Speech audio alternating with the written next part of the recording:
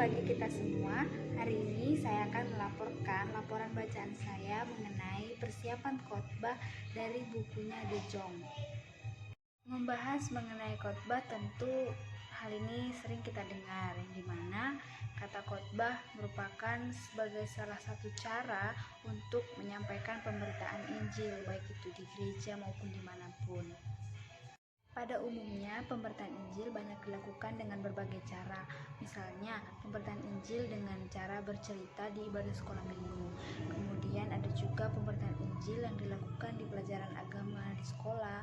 Kemudian bisa juga di perkembangan zaman yang begitu canggih, banyak pemberitaan Injil dengan menggunakan renungan-renungan rohani yang disiarkan melalui radio, baik itu televisi, bahkan ponsel yang sering kita gunakan kemanapun kita pergi. Berbagai cara yang dilakukan dalam pemberitaan Injil tersebut yang telah saya ungkapkan tadi menunjukkan bahwasanya pemberitaan Injil dapat dilakukan dengan berbagai cara. Nah, salah satu cara yang kerap hampir sering kita dengarkan juga adalah khotbah. Dalam menyampaikan pemberitaan Injil melalui khotbah tentu memiliki ciri khusus dalam menggambarkan sebuah khotbah tersebut, yakni pertama adalah kabar kesukaan yang diperoleh dari Alkitab. Nah, pernyataan kesukaan ini tentu harus disampaikan dengan penuh variasi, sebagaimana Alkitab yang menjadi dasarnya yang penuh variasi. Nah, maka sebuah khotbah harus dapat disampaikan dengan penuh variasi sehingga para pendengar tidak merasa bosan mendengar khotbahnya. Nah, hal ini juga menjadi salah satu persiapan khotbah untuk menciptakan sebuah khotbah yang penuh variasi dan menarik untuk didengar oleh para pendengar. Yang kedua, khotbah sebagai kabar untuk jemaat. Khotbah tidak ditujukan secara umum melainkan kepada jemaat Tuhan.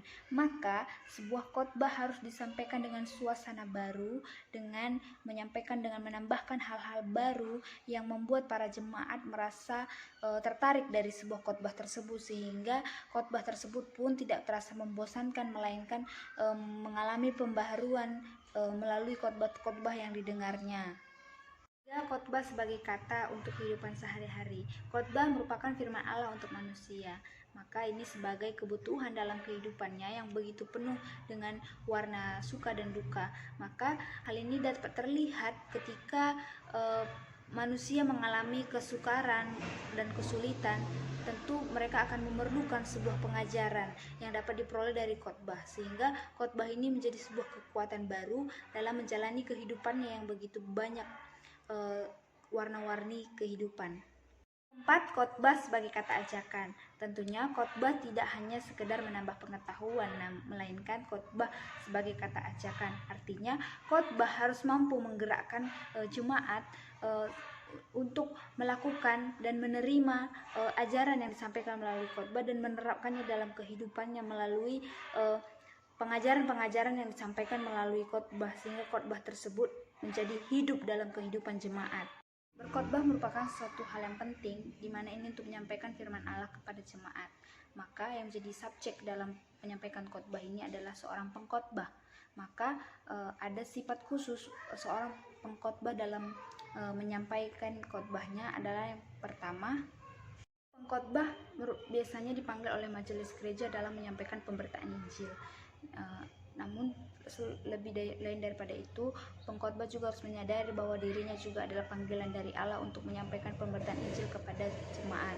Kemudian pengkhotbah juga harus memiliki sikap terbuka, baik itu kepada jemaat dan yang paling utama adalah kepada Allah. Kemudian yang ketiga juga, pengkhotbah juga harus mampu menerima dan menerima sebuah kritikan dan saran dari orang lain, baik itu dari orang muda bahkan dari orang tua, sehingga pengkhotbah mampu mengevaluasi diri dari kritikan-kritikan yang disampaikan oleh orang lain. Dan yang paling penting, seorang pengkhotbah harus menyampaikan khotbahnya dengan sebuah kesaksian, sehingga khotbah yang disampaikannya juga boleh terasa hidup dan jemaat pun mampu menerimanya dengan sukacita. Itu beberapa gambaran mengenai khotbah dan seorang pengkhotbah. Nah, dalam persiapan khotbah maka ada hal-hal yang perlu dipersiapkan, yakni mencari nats.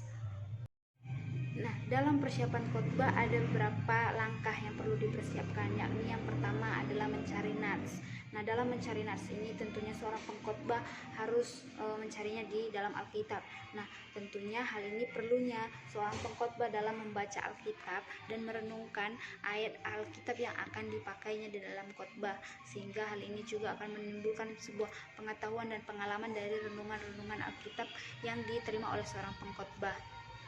Kemudian seorang pengkhotbah juga harus menyesuaikan khotbahnya dengan perayaan-perayaan gereja yang dirayakan, misalnya seperti Paskah, Natal, dan Pentakosta. Tentunya ada khotbah-khotbah yang harus disesuaikan dengan perayaan-perayaan khotbah yang dilakukan di gereja.